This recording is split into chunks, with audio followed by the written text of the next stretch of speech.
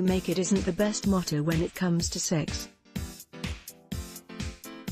But if you've ever gone through the theatrics of pretending to have an orgasm, you're certainly not alone. One study found that 67% of heterosexual women admitted to occasionally faking climax in bed, a number that's nothing to scoff at. Why do so many women put on an enthusiastic yet ingenuous performance for a partner? The persistent myth that sex isn't any good if a woman fails to cross that finish line is one major reason, says Rachel Needle, psychologist and certified sex therapist in West Palm Beach, Florida and co-director of Modern Sex Therapy Institutes. Another factor is the deluded idea that if you don't have a no, there's something wrong with you, even though reams of studies have shown that the majority of women do not have an orgasm during penetrative sex. Related, yes, there are 11 different types of orgasm. Here's how to have each. Faking isn't a good thing. You fool your partner into thinking that you're experiencing true pleasure, and you cheat yourself out of it as well. In the moment, it seems harmless, but over time, it can start to damage your bond.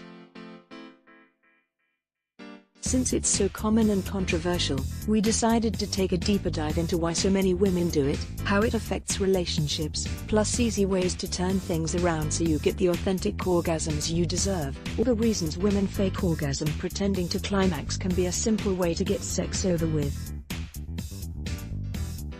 Maybe you're not into your partner, you're too wired with anxiety, you're seriously exhausted, or you're worried that your partner is getting bored waiting for you to hit that high note. Whatever the reason, you close your eyes, take some deep breaths, and rattle off a string of oohs and ahs. Another reason women fake is because they're playing a role. They want a partner to think of them as fun and sexual, says Kimberly Resnick Anderson, certified sex therapist and assistant professor of psychiatry at UCLA School of Medicine. There's a case to be made for this, Anderson says, because when a woman sees that her partner is turned on by her supposed climax, it could make her more excited. That could potentially help her get to an orgasm IRL. But it's still performing, and there's something dishonest at the core. Related, 10 eye-opening facts you actually didn't know about sex, vaginas, orgasms, and more. The biggest reason women fake orgasm? To protect a male partner's ego. Men often define themselves as good lovers by their partners having an orgasm, so they can be rather insistent, points out Deborah Fox, a certified sex therapist in Washington, D.C. Yet by pretending, women are only perpetuating the myth that goal-driven sex, the goal being an orgasm, is the only way sex can be truly satisfying. The damage it can do to your relationship. So faking it is like telling a white lie. No one really gets hurt, right? Not exactly. When you have a faux O, you convince your partner that their strokes and touches truly got you off, so they repeat the same moves next time, and then the next time. This inhibits them from trying new things, warns Drive. Needle. Even if you're faking it to make your partner feel validated or macho, you're doing your relationship a disservice by not exploring moves that really might lead to an orgasm, and give them a true reason to feel pumped. By faking, women also end up perpetuating an unhealthy message that female sexual pleasure is less important than male sexual pleasure, says Fox. There may be times when you want your partner to just lean back and enjoy, sure, but you can't always put your needs on pause. If you do, you'll eventually want sex less, because you're not pursuing the action you actually want.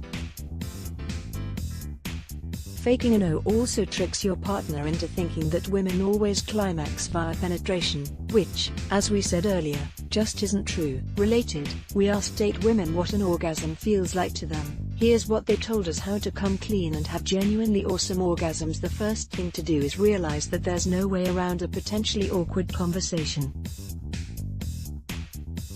Whatever your reason for playing along, you've got to man up and talk it out with your partner.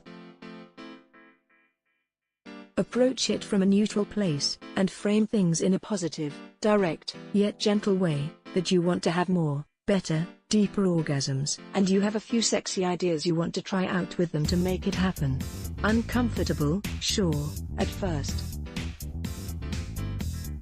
but your partner wants you to feel pleasure, and if not, reconsider the whole relationship. It's a convo you have to have, so use the opportunity to reveal the strokes you want more of, fantasies to experiment with that will allow you to let go, and other things you both can do to make sex more comfortable and connected.